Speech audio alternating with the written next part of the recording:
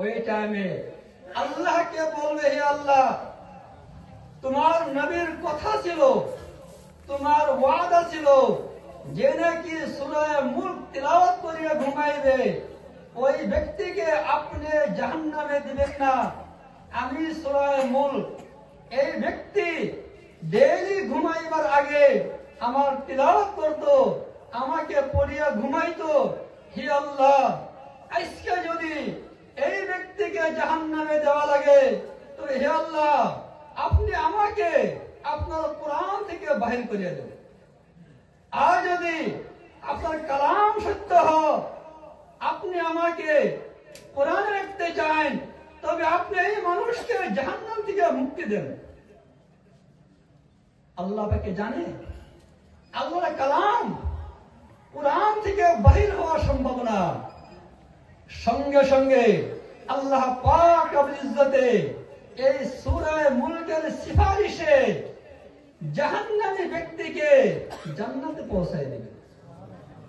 কোরআনের বরকত লেখা আছে, এই কোরআন পড়নে ওয়ালার কারণে আল্লাহ পাক রব্বুল ইজ্জতে তিন মানুষকে জান্নাত দান করে। নম্বর 1, যে বাচ্চা হুজুরের কাছে গিয়ে বলে বিসমিল্লাহির রহমানির রহিম, এই বাচ্চা কোরআন পড়া আরম্ভ করে, আল্লাহ পাক রব্বুল ইজ্জতে এই ছেলেকে মাফ করিয়ে দেয়। নম্বর 2, যে গার্জিয়ানে এই ছেলেকে পাঠাইলো, বাবা মা পাঠাইছে, আল্লাহ পাক রব্বুল ইজ্জতে ওই বাপ মাকে মাফ করিয়ে দেন। নম্বর 3, যে হুজুরে এই ছেলেকে কোরআন পড়ায়, আল্লাহ পাক রব্বুল ইজ্জতে ওই ছেলেকে মাফ করিয়ে দেন।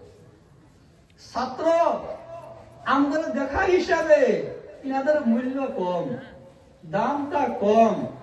দুনিয়ার মানুষে খারাপ পাইবেন না, ভাষা করা হইতে পারে। ডক্টরকে বেশি ইজ্জত দেয়, ইঞ্জিনিয়ারকে বেশি ইজ্জত দেয়, দুনিয়াবি ডিগ্রিকে বেশি সম্মান করে, ম্যাজিস্ট্রেট অ্যাডভোকেটকে বেশি সম্মান করে। কিন্তু আমার নবী বলছে, খায়রুকুম মান তাআল্লামাল কুরআন ওয়া আল্লামা, সর্বশ্রেষ্ঠ ওই ব্যক্তি যে কোরআন শিখে এবং কোরআনের শিক্ষা দান করে। এই হাদিসও বলে নাই আমার নবীর কথা মিছা হইতে পারে না। আমি মিছা হইতে পারি, কিন্তু আমার নবীর কথা মিছা হইতে পারে না।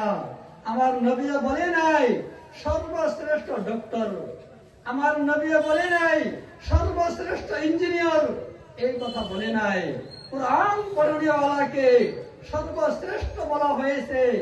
ইমাম আহমদ বিন হাম্বল রাহিমাহুল্লাহ বহুত বড় ইমাম ছিলেন।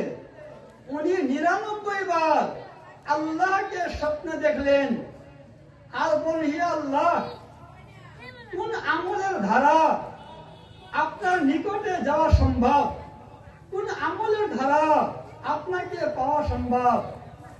আল্লাহ প্রত্যেকবার উত্তর দিছে, তুমি কোরআন পড়ো, আমার নিকটে আসো।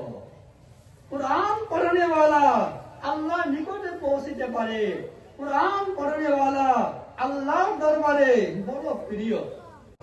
আজ কোরআন আমরা পাইছি, এই কোরআনের সম্মান আমরা বুঝি না।